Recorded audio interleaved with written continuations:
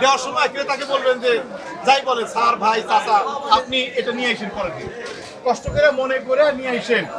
আপনি এমনও করতে পারেন তার মোবাইল নাম্বার থাকলে যে স্যার আপনি আজকে বাজার করতে ব্যাগটা নিয়ে আসেন, এগুলোতে দিতে হবে। আর ওই কাগজ বা অন্যান্য জিনিস রক্ত পড়ে মাংস মাছ এগুলা এটা মোড়ায় যাতে রক্ত না পড়ে সেইভাবে কাগজের একটা আমরা মোটা করে দিব, ওই মানে আসবে ওর ভিতরে দিয়ে আপনি এটার মধ্যে রাখবেন।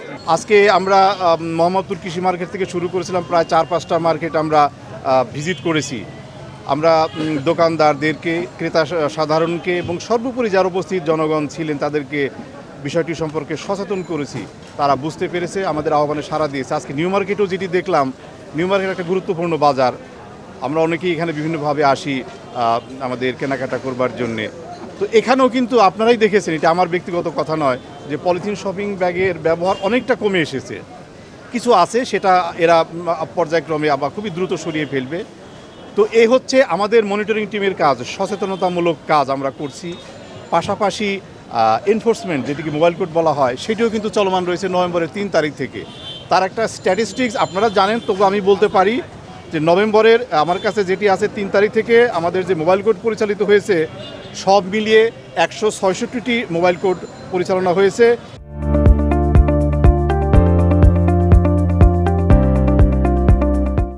এবং সেখানে আইনানুগ ব্যবস্থা গ্রহণ করা হয়েছে 349টি প্রতিষ্ঠানের বিরুদ্ধে এবং জরিমানার টাকা প্রায় 19,29,900 টাকা জরিমানা করা হয়েছে। এবং পলিথিনের ব্যাগ যেটিকে জব্দ করা হয়েছে তার পরিমাণও 40,608 কেজি। তার মানে একটা বড় ফিগার এখানে, 40,608 কেজি। তো এই কার্যক্রম কিন্তু সারা দেশব্যাপী চলছে। মোবাইল কোডের কার্যক্রম চলমান রয়েছে, সচেতনতামূলক কার্যক্রম যেটি আমরা করছি চলমান রয়েছে। পাশাপাশি ফ্যাক্টরিতে অভিযানও কিন্তু সেটিও আছে, সেটি হচ্ছে চলেছে, সেটি আপনারা দেখেছেন। সর্বোপরি যে কথাটি বা যেই বিষয়টি আমাদেরকে জিজ্ঞেস করা হয় বিকল্প নিয়েও কিন্তু সার্বিকভাবে কার্যক্রম চলছে। সরকারি বেসরকারিভাবে বিভিন্ন এনজিওরা এখানে গিয়ে এসেছেন। এটা নিয়ে আমি মনে করি সার্বিকভাবে আমাদের মন্ত্রণালয়ের উদ্যোগ রয়েছে, সকলের উদ্যোগ রয়েছে। তো সব কিছু মিলিয়ে এই যে পরিবেশের জন্য ভীষণভাবে ক্ষতিকর একটা বিষয় পলিথিন, এটার ব্যবহার থেকে মুক্ত করবার জন্যে আমাদের প্রচেষ্টা রয়েছে। সেই প্রচেষ্টা আপনারা যে আন্তরিক সহযোগিতা করেছেন, আমি গণমাধ্যমকে একেবারে অন্তরের অন্তঃস্থল থেকে ধন্যবাদ জানাই, আপনাদের প্রতি কৃতজ্ঞতা প্রকাশ করি।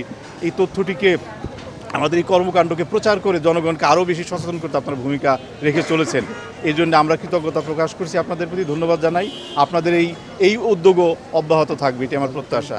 আজকে বাজার কমিটিতে যারা আছেন, আমাদের মুরব্বী যিনি আছেন, তার যে আন্তরিক সহযোগিতা দেখলাম, তিনি যে প্রতিশ্রুতি করলেন, আমি মনে করি যে প্রতিশ্রুতি তিনি কিন্তু আমাদের সাথে একটা দায়বদ্ধতার মধ্যে পড়ে গেলেন যে ব্যাপার থেকে তিনি মুক্ত করবেন।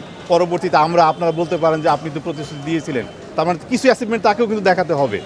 তো এইভাবে আমরা মনে করি যে একটা সাফল্যের দিকেই তো আমরা যাচ্ছি, প্রত্যাশিত সাফল্যের দিকে।